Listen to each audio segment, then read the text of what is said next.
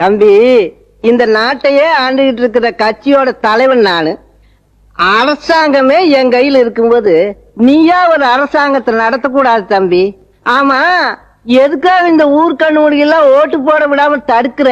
இந்த நாட்டுல எத்தனை கிராமங்கள் இருக்குன்னு உங்களுக்கு தெரியுமா? தெரியாது. எத்தனை பேர் விவசாயத்தையே நம்பி வாழ்ந்துட்டு இருக்காங்கன்னு உங்களுக்கு தெரியுமா? தெரியாது. அவங்க அன்னாடு வயிற்றுக்கு தேவையான அரிசி, பருப்பு, உப்பு, புளி, மிளகா விலை எந்த அளவுக்கு ஏறி இருக்குன்னு உங்களுக்கு தெரியுமா? தம்பி, இதெல்லாம் எனக்கு சம்பந்தமே இல்லாத விஷயம்.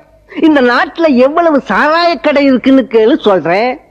ஒரு சாராய பாட்டிலுக்கு கமிஷன் எனக்கு எவ்வளவு கிடைக்குதுன்னு கேளு சொல்றேன். எவ்வளவு பேரு கள்ளச்சாராயம் காய்ச்சறாங்கன்னு கேளு சொல்றேன்.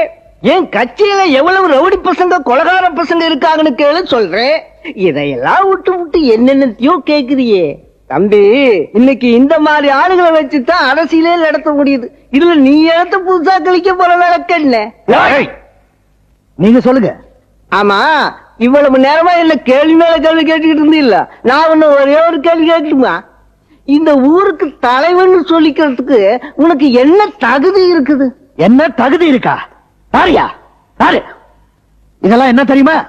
இந்த நாட்டுக்கு விடுதலை வாங்குறதுக்காக வெள்ளக்காரங்கிட்ட வாங்கின அடி, துப்பாக்கியால சுட்டா, ஊர்காலால எட்டி உழைச்சா, அதெல்லாம் அப்ப வலிக்கலையா? நம்ம நாடு நம்ம கைக்கு வரணும், நம்ம நாடு சொர்க்க பூமியா மாறணும், நம்ம மக்களுடைய வாழ்க்கையில மறுமலர்ச்சி ஏற்படணும். அதனால இந்தியாவுக்கு சுதந்திரம் வாங்கிய தீரணுங்கிற வெறி. இன்னைக்கு நம்ம இந்தியாவை அரசியல்வாதிகள் வச்சிருக்கிற நிலைமையை பார்க்கும்போது ஏண்டா சுதந்திரம் வாங்கி கொடுத்தோம்னு நினைச்சு வேதனையா இருக்கு. அன்னைக்கு வெள்ளக்கார அடிச்சானே, அப்ப அது வலிக்கலையா? இப்ப வலிக்குது. இந்த இடத்துல ஒரு எலும்பையே காணும். இதை விட என்ன தகுதி வேணும்? ஆமா, இந்த நாட்டுக்கே தலைவன் சொல்லிக்கிறீங்களே, இதுல ஏதாவது ஒரு தகுதி உங்களுக்கு இருக்கா? அதெல்லாம் இருந்தா நான் தலைவனா இருப்பேனப்பா. சுதந்திரம் வாங்கினப்ப அரிசி விலை 6 வித்துச்சு. அரசியல் கட்சிக்காரங்க ஆட்சிக்கு வந்தாங்க, கிலோ 3 ரூபாய் கொண்டு வந்தாங்க. திரும்ப வேற ஒரு கட்சிக்காரங்க ஆட்சிக்கு வந்தாங்க, கிலோ 5 ரூபாய் கொண்டு வந்தாங்க. அப்புறம் இன்னொரு கட்சி ஆட்சிக்கு வந்தாங்க, கிலோ 12 ரூபாய்க்கு கொண்டு வந்துட்டாங்க. ஆக எந்த அரசியல்வாதி விலைவாசியை குறைக்கிறதுக்கு பாடுபட்டான்ற. அதனாலதான் சொல்றேன், இனிமே அரசியல்வாதிகளால இந்த நாட்டை காப்பாற்ற முடியாது.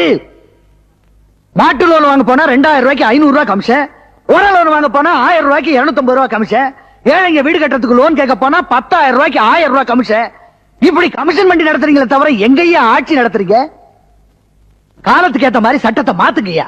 லஞ்சம் வாங்கினா கைய வெட்டுங்க, ஊழல் பண்ணா காலை வெட்டுங்க, பொது பணத்தை கொள்ளையடிச்சான்னா ஈவி இறக்கம் இல்லாம தூக்கல போடுங்க. முடியுமா உங்களால? நான் இன்னும் கேளப்பையில அப்படி சட்டம் போட்டா முதல்ல என்னத்தான தூக்குல போடுவானுவா?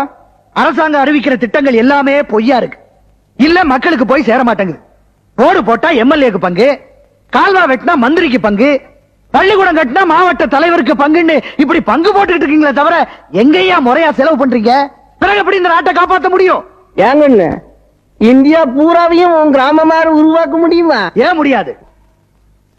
மகாத்மா காந்திக்கு பிறகு, காமராஜருக்கு பிறகு, அண்ணாவுக்கு பிறகு வந்த ஒவ்வொரு திருட்டுத்தனமா சம்பாதிச்ச சொத்தை எல்லாம் ஜப்தி பண்ணி பாருங்க. இன்னும் 20 வருஷத்துக்கு ஒவ்வொரு இந்தியனும் உட்கார்ந்துட்டே சாப்பிடலாமியா? அன்னக்காவடியா ஆட்சிக்கு போறீங்க, கோடீஸ்வரனா திரும்ப வர்றீங்க. அத சம்பளம் எவ்வளவு?